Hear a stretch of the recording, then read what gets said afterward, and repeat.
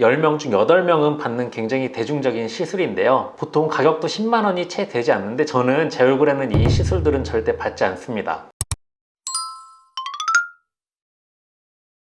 안녕하세요. 12년차 피부과 전문의 김병철입니다. 오늘은 가급적이면 피하면 좋은 시술 3가지에 대해서 말씀을 드리겠습니다. 사실 이렇게 좀 피해야 되는 시술을 말씀드릴 때는 저도 굉장히 조심스러워질 수밖에 없는 것 같아요. 왜냐하면 사실 제가 피해야 하는 시술이라고 말씀을 드리는 경우이기는 하지만 또 이 치료를 받고 만족도가 굉장히 높으신 분들도 있고요. 특히 이제 이런 시술이라든지 이런 것들은 굉장히 좀 주관적인 영역에 있는 것들이기 때문에 정작 시술 받는 분들은 또 굉장히 좀 만족도가 높고 또 이제 적절하게 잘 치료받으시면 문제가 되지 않고 결과가 굉장히 좋은 경우들도 있을 수 있기 때문에 제가 절대로 받지 말아야 될 시술이라기보다는 가급적이면 피하면 좋을 것 같다라는 제 개인적인 의견임을 미리 말씀드리고 싶습니다. 제가 생각하는 피해야 될 첫 번째 시술은 강한 스케일링을 주기적으로 하는 것입니다. 우리 박피, 이제 스케일링이라고 하는 것들은 화학약품을 이용하거나 아니면 이렇게 물리적인 알갱이를 이용해서 피부의 제일 바깥쪽에 있는 각질층을 정리해주는 치료를 의미합니다. 그런데 우리 각질층이라는 게 우리 피부를 보호하는 가장 중요한 층이기 때문에 각질층을 너무 주기적으로 강하게 제거하는 시술을 반복하다 보면 피부를 보호하는 기능이 약해지면서 피부가 굉장히 민감해지고 얼굴이 쉽게 붉어지고 가렵고 따갑고 화끈거리고 이런 민감성 피부로 바뀌시는 경우가 굉장히 흔하고 또 이제 저희 병원에 찾아오시는 분들 중에 민감성 피부인 분들이 워낙 많이 계시다 보니까 일단 너무 심한 데미지를 한번 받게 되면 회복할 수 없는 정도의 심한 손상으로 인해서 염증이 완전히 깨끗하게 좋아지지 않고 계속 반복적으로 나타나는 이제 그런 경우들도 심심치 않게 볼 수 있는 것 같습니다. 스케일링 하는 분들, 이제 가장 많은 분들은 이제 피부에 여드름이 난다고 찾아갔을 때 스케일링 하는 경우가 많고요. 왜냐면 이제 여드름 기전 자체가 각질층 두꺼워지면서 생기기 때문에 이제 그걸 정리해야 좀 깨끗해지는 경우들이 사춘기 여드름한테서는 꽤 있을 수 있거든요. 그런데 이제 그런 피부 장벽 기능을 고려하지 않고 트러블이 난다고 무조건 스케일링을 하는 경우에는 굉장히 피부가 민감해지고 오히려 트러블이 더 심해지는 경우들도 많이 발생하는 경우를 경험하게 됩니다. 최근에는 좀 많이 안 하고 있는 것 같기는 한데요. 예전에 좀 여드름이 나시는 분들한테 강력하게 스케일링 했던 것 중에 이제 뭐 알라딘 필이라든지 다이아몬드 필, 알갱이를 막 세게 문질러서 각질층을 강제로 탈락시키는 이런 치료들이 피부가 튼튼하신 분들은 문제가 되지 않을 수 있어요. 그런데 이제 피부가 민감하시고 피부가 약하신 분들한테는 굉장히 큰 자극이 되면서 이제 회복할 수 없는 심한 이런 민감성 피부로 바뀌시는 경우들도 종종 있기 때문에 피부가 튼튼하고 뭘 해도 상관이 없는 이런 저항성 피부인 분들은 하셔도 크게 문제가 되지 않습니다. 다만 예민하신 분들은 반드시 피하시는 것이 굉장히 중요하다라고 말씀을 드릴 수 있습니다. 두 번째는 이제 프락셀 레이저입니다. 프락셀 레이저라고 해서 무조건 나쁘다는 뜻은 절대 아니니까 오해하지 않으셨으면 좋겠고요. 프락셀 레이저도 최근에는 박피성과 비박피성, 이게 크게 두 가지로 나누는데 비박피성 프락셀 레이저는 사실 그렇게 피부에 자극이 심하지 않습니다. 다만 우리 점을 빼는 CO2 레이저나 어비움 레이저를 이용해서 그걸 이제 잘게 쪼개서 분산시켜서 피부를 뚫고 들어가는 이런 침습적인 박피성 레이저 같은 경우에는 우리 열 에너지를 이용해서 피부 표면부터 진피층까지 다 뚫고 들어가기 때문에 그 주위로 열 확산이 되면서 꽤 안쪽에 열 데미지가 많이 발생할 수 있습니다. 다만 이제 특별한 목적으로 뭐 흉터가 있거나 이럴 때 프락셀 레이저는 굉장히 유용하게 잘 사용할 수 있고요. 그리고 피부가 튼튼해서 이 정도의 에너지를 충분히 받아들일 수 있는 분들한테서도 거의 문제가 되지 않기 때문에 프락셀 레이저가 무조건 나쁘다라는 말씀을 드리는 게 아니라 피부가 예민하신 분들한테 너무 과도한 에너지로 프락셀 레이저를 하는 경우에는 굉장히 큰 문제가 될 수 있기 때문에 조심스럽게 받는 게 굉장히 중요하다라고 말씀을 드리는 것입니다. 그래서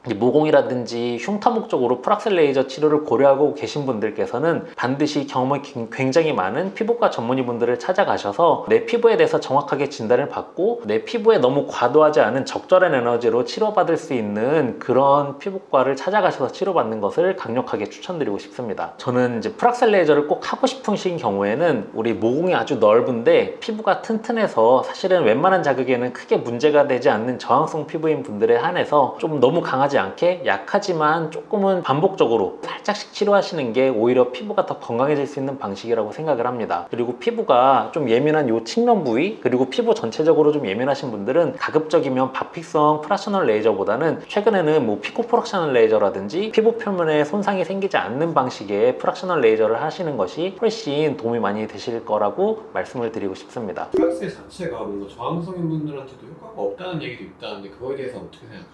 물론 모든 치료는 효과가 굉장히 좋을 수도 있고 효과가 없을 수도 있습니다. 그래서 제가 경험이 많은 피부과 전문의 원장님을 찾아가셔서 치료를 받았으면 좋겠다고 말씀드리는 이유가, 피부에 대해서 이런 조직학적인 특징을 이해하고 피부에 이런 에너지가 들어갔을 때 피부 안쪽에서는 어떤 일이 일어나는지 이거를 조직을 떼서 직접 본 분과 이런 것들을 전혀 보지 않고 그냥 책으로만 공부하신 분과는 굉장히 큰 차이가 날 수밖에 없습니다. 그래서 우리 안쪽에 열 에너지가 가해졌을 때 피부 주위에서는 어떤 현상이 나타나고 어떤 세포들이 모여들면서 임상적으로는 이게 어떤 증상으로 나타난다는 것을 좀 충분히 지식도 많고 경험도 많은 피부과 전문의분을 찾아가셔서 치료받는 게 저는 이런 프락셔널 레이저 치료할 때는 굉장히 중요하다고 생각을 합니다. 이게 프락셀이라고 해서 뭐 안 좋다기보다는 좋은 환자분이 있을 수 있고 나쁜 환자분이 있을 수 있다는 얘기네요. 네, 이제 피부 상태랑 피부의 문제 이런 것들을 해결하기 위해서 프락셀 레이저를 적절히 사용하는 것이 굉장히 중요하다라고 강조를 드리고 싶습니다. 제가 추천드리고 싶지 않은 세 번째 시술은 녹지 않는 필러를 얼굴에 주입하는 것입니다. 왜냐하면 우리 얼굴에 이런 볼륨을 교정하기 위한 목적으로 보통 필러를 사용하게 됩니다. 보통 대부분의 병원에서는 볼륨이 바뀐 원인에 대해서 깊게 고민하고 치료하기보다는 여기가 꺼졌으니까 여기를 좀 채워주세요 라는 이런 환자분들의 요구에 부응하기 위해서 약간 이런 늘어질 수 있는 층인데도 불구하고 그런 부위에 필러를 주입하는 경우가 굉장히 많습니다. 그런데 이렇게 필러를 주입하게 되면 처음에는 좀 부드러워지는 느낌이 생길 수 있지만 오히려 시간이 지나면서 피부의 탄력이 떨어지고, 그렇지만 녹지 않는 필러가 그 자리에 남아있으면 이 볼륨감과 무게감 때문에 약간 볼록하게 튀어나오는 현상이 생기기도 하고, 또 이런 무게감 때문에 피부가 더 처지는 현상이 생길 수도 있습니다. 하지만 이제 녹지 않는 필러 같은 경우에는 이런 문제가 생긴 경우에 다시 해결할 수 있는 방법이 없기 때문에 결과적으로 이걸 해결하기 위해서는 피부를 다시 절개하고 들어가서 긁어내야 되는 방식까지 해야 되는 경우들이 생길 수 있고, 그렇게 되면 당연히 원치 않는 흉이 꽤 크게 남을 수도 있을 겁니다. 그래서 저는 녹지 않는 필러를 사용하는 것은 가급적이면 피하는 게 좋다고 생각을 합니다. 안쪽에 문제가 생겼는데 보통 이제 우리가 히알루론산 필러를 이용해서 치료하는 경우에는 혹시라도 문제가 되면 그 필러가 들어가 있는 그 자리에 정확하게 히알루론산을 녹일 수 있는 효소를 주입하면 또 자연스럽게 분해돼서 없앨 수 있는 반면에, 녹지 않은 필러, 이제 특히 뭐 칼슘 필러 같은 경우에는 이걸 분해시킬 수 있는 효소가 마땅히 없고 또 안쪽에 들어가서 이것 때문에 결절이 생겨서 튀어나오거나 손으로 만졌을 때 딱딱하게 만져지는 경우들도 생길 수가 있는데, 이 경우에는 직접 피부를 열고 들어가거나 입 안쪽으로 열고 들어가서 긁어내는 거 외에는 해결할 수 있는 방법이 없습니다. 스컬트라도 추천하시나요? 스컬트라도 굉장히 많은 분들이 시술을 받고 또 만족도가 굉장히 높은 시술이라고 저는 알고 있습니다. 그래서 스컬트라 자체가 무조건 나쁘다라고 말씀드리는 게 아니라, 스컬트라 같은 경우도 이제 PLLA라는 성분인데요, 피부 안쪽에 들어가서 콜라겐 합성을 많이 자극해서 안쪽에 볼륨을 채워주는 그런 역할을 하는 시술이라고 이해하시면 됩니다. 그런데 이거 제형을 보면은 여기 안쪽에 분말이 있고 거기에 이제 액체를 주입해서 어느 정도 수화를 시킨 다음에 피부 안쪽에 주입을 하게 되는데, 이 수화가 충분히 되지 않거나 주입할 때 이렇게 균일하게 주입하는 게 아니고 좀 많은 양의 PLLA가 한쪽에 몰려서 들어가게 되면 안쪽에서 또 콜라겐이 과다하게 형성되면서 결절이 만져질 수도 있고 위험성도 있기 때문에 반드시 수화를 충분히 잘 시켜서 적절한 층에 조심스럽게 치료하는 게 굉장히 중요하다고 생각을 합니다.